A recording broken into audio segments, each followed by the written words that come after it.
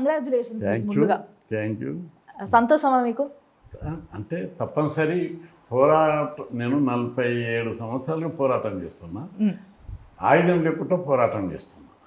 ఇప్పుడు ఒక ఆయుధం వచ్చింది, పోరాటం ఇంకా ముందుకు పోతుంది. సో ఈ ఆయుధం అనేది కంపల్సరీ అంటారా పోరాటం చేయాలనుకున్న వాళ్ళకి? యుద్ధంలో రకరకాల ఆయుధాలు అవసరం. ఆ యుద్ధంలో అంటే న్యాయం కోసం, ధర్మం కోసం, సమాజం కోసం, సామాజిక న్యాయం కోసం తప్పనిసరి ఆయుధాలు కావాలి. అంటే వేదికలు కావాలి. ఆయుధం మీన్స్ వేదికలు. వేదిక పదవి, వేదిక ప్లస్ పదవి. అవి అయితే మనం అనుకున్న గమ్యం తొందరగా ఇచ్చేస్తాం. నేను నడుచుకుంటూ పోతున్నా, మధ్యలో ఆయన వెహికల్ ఇచ్చేసాడు. వెహికల్ ఇస్తే 20 రెట్ల స్పీడ్ తోటి పోతుంది. ఎస్. మరొకవేళ మీరు యాక్చువల్గా అయితే ఫస్ట్ నుంచి మీరు హైదరాబాద్లో ఉన్నారు, ఇక్కడనే పోరాటం చేస్తున్నారు. విద్యార్థుల కోసం ఎన్ని పోరాటాలు చూసినాము. ప్రతిరోజు న్యూస్ పేపర్లో మీకు కట్అవుట్ ఉంటుంది.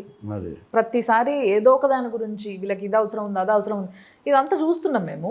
మరి ఇప్పుడు ఆల్ ఆఫ్ ది సడన్గా ఆంధ్ర, ఏపీలో మేము మిమ్మల్ని పోరాటం చేయంగా ఎప్పుడు చూడలేదు.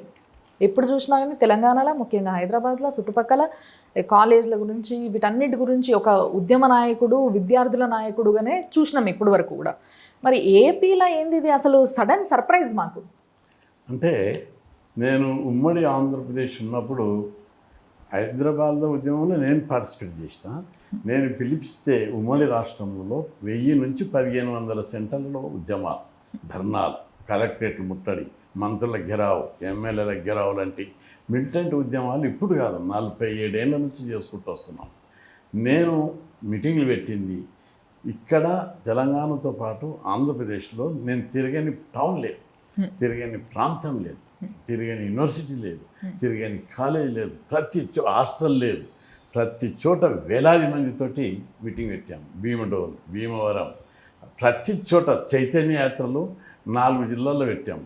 ఆందోళన పెట్టిన చైతన్య యాత్ర తూర్పుగోదావరి, పశ్చిమ గోదావరి, కృష్ణా, గుంటూరు. తెలంగాణ కంటే ఎక్కువ ఉద్యమాలు, ఎక్కువ బహిరంగ సభలు ఆంధ్రప్రదేశ్లో జరిగినాయి. ఇక్కడ మొన్న విడిపోయింది కాబట్టి విడిపోయిన తర్వాత కూడా అక్కడ చేస్తున్నా, ఇక్కడ చేస్తున్నా. 2 రాష్ట్రాల్లో కూడా ఉద్యమాలు. ఇంకొకటి, నేను పోరాడు పెట్టించినటువంటి స్కీములు 2 రాష్ట్రాల్లో ఉన్నాయి. ఒక తెలంగాణకు, ఒక హైదరాబాద్ కోసమే పోరాడలేదు. మరి మీరు ఆంధ్రలో కూడా అంత పోరాడినప్పుడు, అంత తిరిగినప్పుడు ఎమ్మెల్యే సీట్ ఇచ్చుంటే బాగుండేమో అనిపించింది. ఎందుకంటే జనాల చేత ఎన్నుకోబడుతుంది. ఎమ్మెల్యే సీటు అనేది ఎప్పుడు ఆశించలేదు. ఉమ్మడి రాష్ట్రంలో కూడా ఎమ్మెల్యే టికెట్ ఎప్పుడు ఆశించలేదు. 1982 లోపలనే ఎన్టీ రామారావు తెలుగుదేశం పార్టీ పెట్టారు. అప్పుడు నేను ఉద్యమాలకు పెద్ద జాయింట్ యాక్షన్ కమిటీ చైర్మన్. నేను PDS, radicals, SFI, ASF, DSO బలమైన విద్యార్థి సంఘాలు. ఆ రోజుల్లో కాలేజ్ యూనియన్లన్నీ వీళ్ళే గెలిచేది. వీళ్ళందరితో జాయింట్ యాక్షన్ కమిటీ చేస్తే నేను దానికి చైర్మన్. ఆ రోజుల్లో ఎక్కువ హాస్టల్ పెట్టాలి, ఉద్యోగాలు భర్తీ చేయాలి, అందరికీ స్కాలర్షిప్లు ఇవ్వాలి, ఫీజులు మాఫీ చేయాలి, రిజర్వేషన్లు పెంచాలి అంటూ చాలా ఉద్యమాలు చేశాను. ఉద్యమాలు అక్కడ ఇక్కడ 2 చోట్ల కూడా ఉద్యమాలు చేసినాం. కాబట్టి అక్కడ కూడా ఉద్యమాలు చేసినమే తప్ప పదవి కావాలని ఏనాడు కొడుకోలేదు. రామారావు గారు పదవి ఇస్తే కూడా తీసుకోలేదు. టీఎన్జే పీరియడ్ నుంచి. మరి ఎన్టీ రామారావు లాంటి పెద్ద మనిషి అసలు లిటరల్ దేవుడిని చూసినట్టు చూస్తారు ఆయనని. అలాంటి వ్యక్తి మిమ్మల్ని పిలిచి పదవి ఇస్తా అంటే వద్దన్న వ్యక్తి ఈరోజు జగన్ గారు పిలవంగానే అట్లా మీరు ఎందుకు అట్లా వెంటనే యాక్సెప్ట్ చేసినట్టు? అంటే ఇది రాజ్యసభ. ఇంతవరకు నేను ఎక్కడ కొట్లాడినా, రాష్ట్రంలో కొట్లాడినా. ఇక్కడ పదవి లేకున్నా కూడా యుద్ధం చేస్తా. మంత్రిని కూడా చేస్తామన్నారు కదా. మంత్రి చేస్తాడు, ఏ పదవి కావాలని పదవి ఇస్తాను చెప్పండి. ఎమ్మెల్యే చేస్తాడు, మంత్రి చేస్తాడు.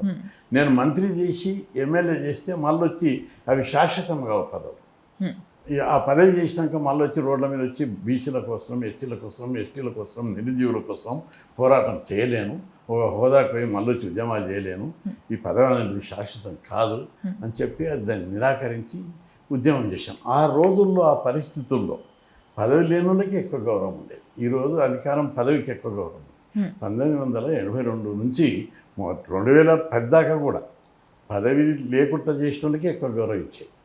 నేను జాయింట్ యాక్షన్ కమిటీ చైర్మన్ ఉంటే ఆ రోజుల్లో ఉద్యమాలు జరిగేటప్పుడు మంత్రి కంటే ఎక్కువ హోదా, మంత్రి కంటే ఎక్కువ గౌరవం, మంత్రి కంటే ఎక్కువ జనం ఎగబడి చూడడం అట్లుంటుండే. ఆ రోజు ఉద్యమ స్ఫూర్తి, ప్రజాస్వామ్య స్ఫూర్తి, పోరాట పటిమ ప్రజల్లో, యువకుల్లో, విద్యార్థుల్లో ఉండేది. ఈరోజు అంతా కమర్షియల్ అయిపోయారు. ఇవి ఛానళ్ళు వచ్చి ప్లస్ ఈ మొత్తం ఈ సెల్ ఫోన్లు వచ్చిన తర్వాత పిల్లలంతా ఉద్యమ స్ఫూర్తి కోల్పోయి పోరాట పట్టిన కోల్పోయి కమర్షియల్గా తయారయ్యారు. అందుకే మీకు కూడా ఉద్యమాలపైన ఇంట్రెస్ట్ పోయిందా మరి? నో, ఉద్యమాలు రోజు నేనే ఉద్యమాలు చేస్తున్నాను, ఎవరు చేస్తలేరు. పొలిటికల్ పార్టీ కూడా చేయదు. నెలకోటి 2 నెలలకోటి చేస్తారు పొలిటికల్ పార్టీ. వారంలో 3 సార్లు, అంటే నెలలో 10 నుంచి 15 సార్లు ఉద్యమాలు చేసేది నేనే. అందరికి కనిపిస్తుంది. కాదు సార్, ఇప్పుడు మీరే ప్రతి అంటున్నారు. సమస్య మీద పోరాటం చేసేది నేనే. ఈ వీడియో మీకు నచ్చినట్లయితే లైక్ చేసి షేర్ చేయండి. మీ అభిప్రాయం తెలిపేందుకు కామెంట్ చేయండి. మరిన్ని ఇంట్రెస్టింగ్ అప్డేట్స్ కోసం సబ్స్క్రైబ్ చేసి బెల్ ఐకాన్ క్లిక్ చేయండి. Thank you for watching.